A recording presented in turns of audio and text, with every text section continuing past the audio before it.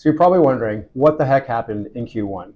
Yeah, and it's been a really busy Q1 for the housing market with some notable shifts that affect both buyers and sellers.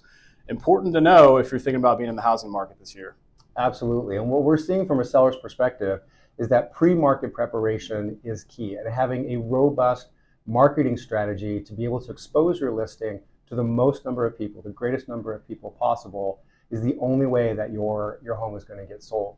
It is definitely a skills negotiating market versus a speed market that we saw back during and right after the pandemic. No question. Yeah, the homes that we're seeing sit on the market for over 100 days, we're seeing more of those. And I think they illustrate the importance of getting that marketing and pre-listing preparation correct. Conversely, from a buyer standpoint, a shift that maybe buyers would be surprised to hear. Certainly was not the case in the hot market of 21, 22.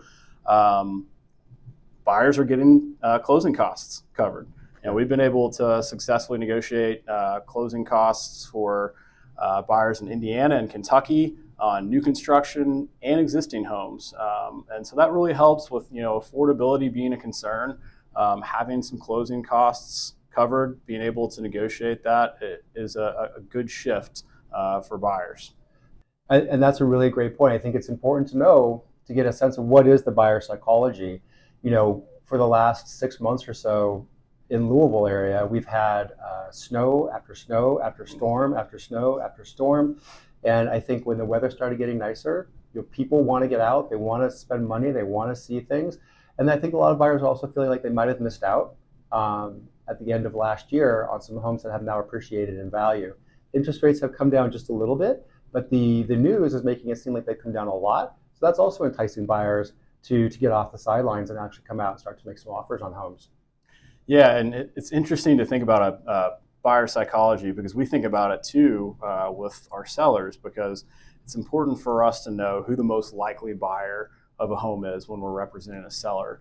And that way we can tailor the marketing and the staging and the entire package to reach that buyer where they are. So being aware of the way that buyers are thinking and how they're operating, it's important on both sides of the equation.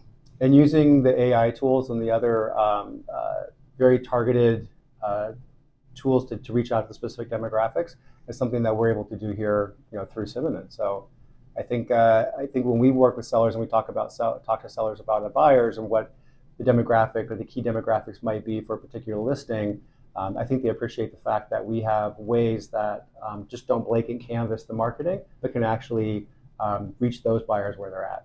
No question. So something that's been a hot topic since the pandemic is inventory, or the lack thereof, and we're really seeing it pretty much be stable. Yeah. It's not ticking up, but we are seeing a lot more buyers come in the market. Yeah. And what do you think that's going to do, in terms of just price appreciation over the course of this year?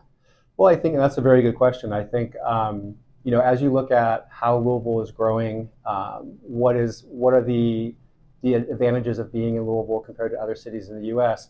We are a often cited city as being one of the most desirable places to live in the U.S., one of the most desirable places to visit in the U.S., one of the lowest costs of living in the U.S. for the size of our market.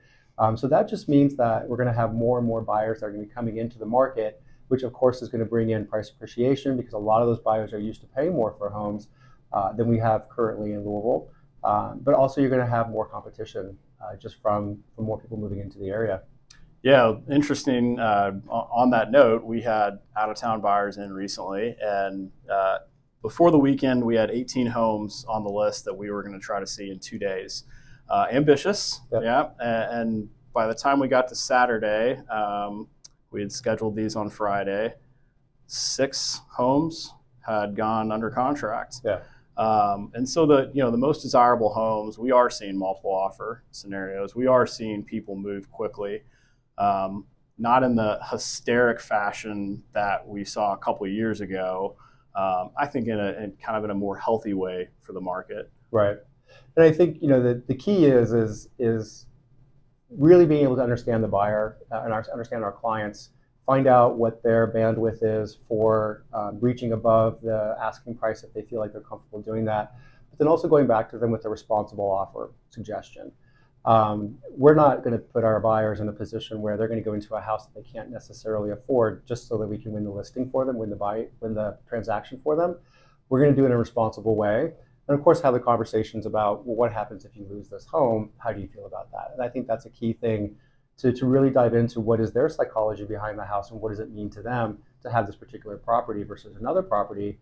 And then we build the offer around that. Yeah, no doubt. And with these particular clients, we're able to negotiate $8,500 in closing costs from the builder on a new construction home in a highly desirable area. So those opportunities do exist. In every market, there's opportunity. You just have to know where to look, how to find it. And I think that's where we come in. Exactly. And having a good team on your side that understands what your needs are, what your concerns are, what your desires are in the moment, but also in the future. Because our whole philosophy is, how do we build wealth? How do we create wealth for your family, for your future generations, not just in this one transaction? And if you're working with an agent who isn't focused on that for you, then give us a call.